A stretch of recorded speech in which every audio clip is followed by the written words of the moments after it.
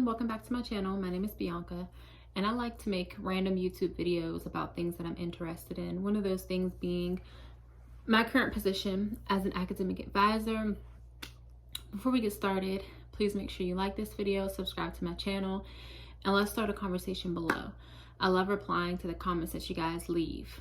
So this is one of the comments that I got,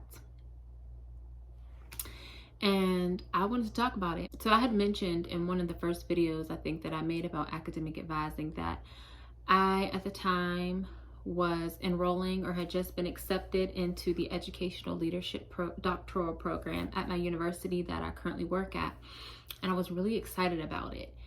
And then I kind of just did not talk about it after that, and I really should have. I should have followed up, because there has been some changes since then, and I just want to talk about that in this video. To answer your first question, no, I am no longer enrolled in the doctoral program for educational leadership. But before I tell you why, I figured that we could start off by talking about why I even wanted to pursue it in the first place. When I was first hired at the university that I work at right now, I started in a different position than advising, and immediately I was interested in growth in the organization, because the position that I started with was a call center position for the university. I really liked the position, but the one thing that I could not handle, I was getting yelled at. Okay, I was getting yelled at. A lot of people were talking a certain way to me, and it really started to affect me. I was having neck pains, like the stress. It was just stress. And I'm just not one of those types of people who can let things roll off their backs. I'm just not. I really started to think about advancement. And I also wanted more money. I have a master's degree, why not? The types of jobs that I started to think about and consider pursuing were jobs I felt like would take a little bit more skill in certain areas that I currently had. So I know that a master's degree in a university setting can take you far job wise, but there are some skills that you really need to have. One being oral communication, maybe public speaking. Like, I know I'm sitting here talking in front of a camera, but I'm awkward. Like, I do not enjoy talking in front of a lot of people. I barely like to make small talk. It's something that I've had to work on. So in my mind, I'm thinking, in order for me to get to those positions that I would like to be at, I need practice, and I need to become more comfortable, because honestly, repetition and practice is key whenever you're trying to improve in something. So in knowing that, I'm like, the doctoral program would be perfect for me. It was a doctoral program for educational leadership. So if you were interested in maybe becoming a registrar, counselor, that's what I wanted to do. Or you wanted to be in a position to where you can make decisions and have an impact on like the school's curriculum or academic catalogs, or anything where you are making large changes for a large population, you really have to be able to express yourself verbally and clearly. And it's just not something that comes natural to me. I don't think I'm shy. I just don't think that I'm strong in my oral communication skills. So I felt like the doctoral program would be perfect for me. Also, I felt a little bit of pressure from my colleagues. I think I mentioned this in one of my other videos.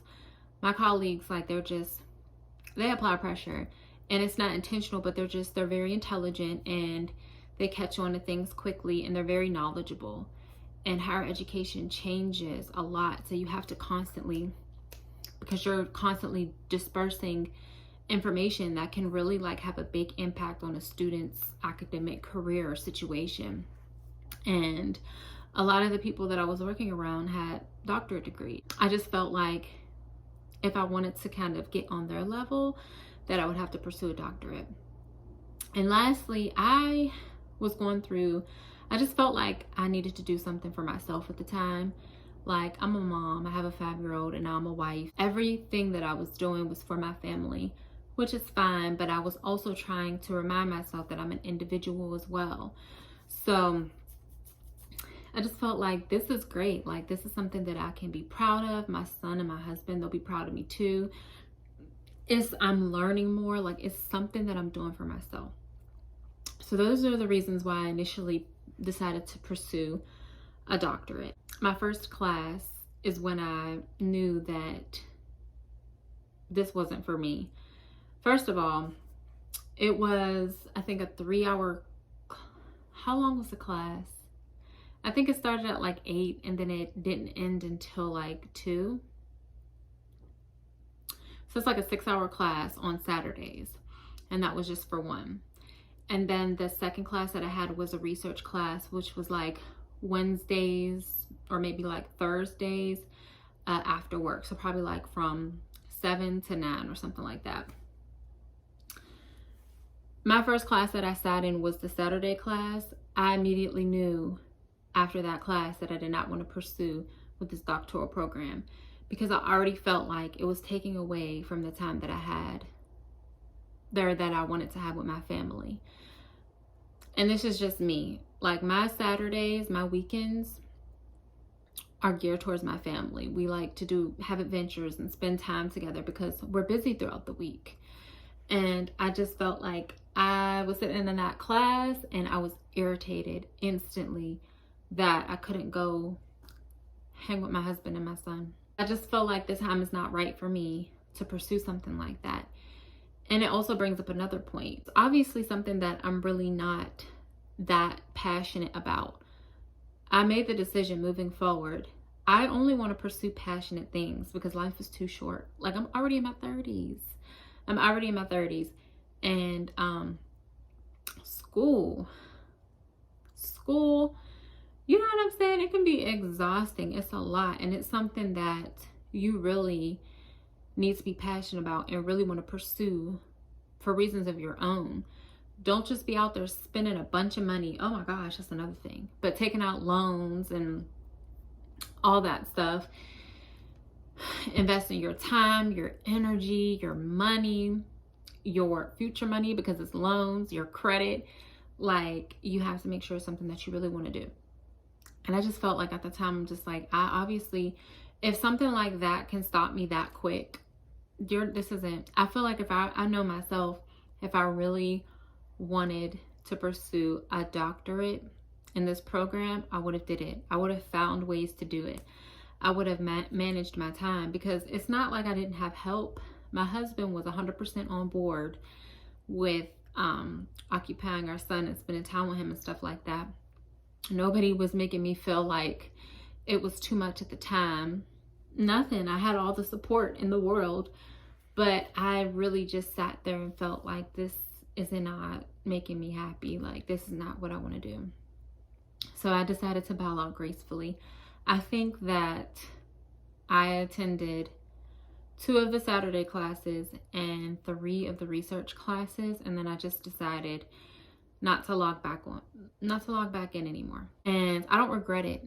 And it's something that if I wanted to do later on in life, I will 100% do that, because things might be different in the future. But for now, as a mother in the child rearing stage, newlywed, it's just not anything that I want to pursue right now. So to answer the second part of your question, can I tell you what to expect in the educational leadership program, doctoral program? I mean, obviously I wasn't in it for too long, but what I can say from experience is that you should expect to spend a lot of time on your studies. You should expect to spend quite a bit of time in classes. I don't know, my classes were online, and I think it was just because COVID was still like really a thing when I started. But yeah, you should expect to really learn how to balance all that. Life changed since the last time that I did my bachelor's and my master's. Like, I was single, no kids, so I was able to really allocate my time towards my studies. But, you know, things have changed for me, and it made it a little bit more difficult for me to want to even put forth all that energy into another program.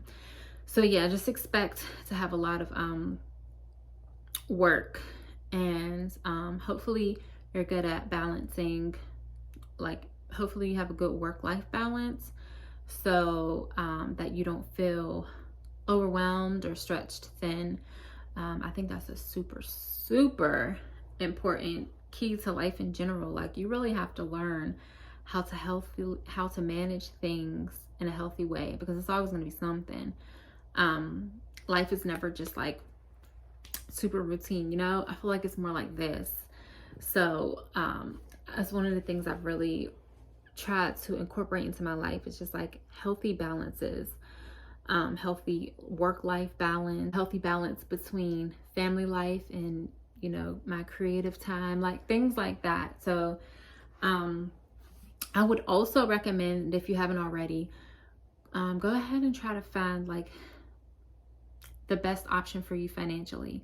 Like, if there's a way for you to attend school for free, do so. For me, I was able to get like tuition assistance through my job. They paid for my classes, and it left me with the option of, do I still want to take out loans for myself and for books? And they only paid for 3 classes per year. So if I would have stayed in that doctoral program, I would have had to eventually take out loans or come out of pocket, because I only had 3 classes in one semester. So the second semester, what was I gonna do? So I would recommend that as well. Just definitely find your cheapest option. I don't know if they have scholarships for these programs or if your job can pay for it, but definitely do something like that. But I hope this video was helpful, and good luck to you and your academic pursuit. I know you're gonna do great. You should definitely do some more research, and if you know people who have attended and actually like succeeded in earning their doctoral degree, you should talk to them and maybe even see if they can mentor you, because you're definitely going to need a support system. Thank you guys so much for watching this video. If you have any other questions, please leave them down below and I will get back to them as soon as I can. Bye.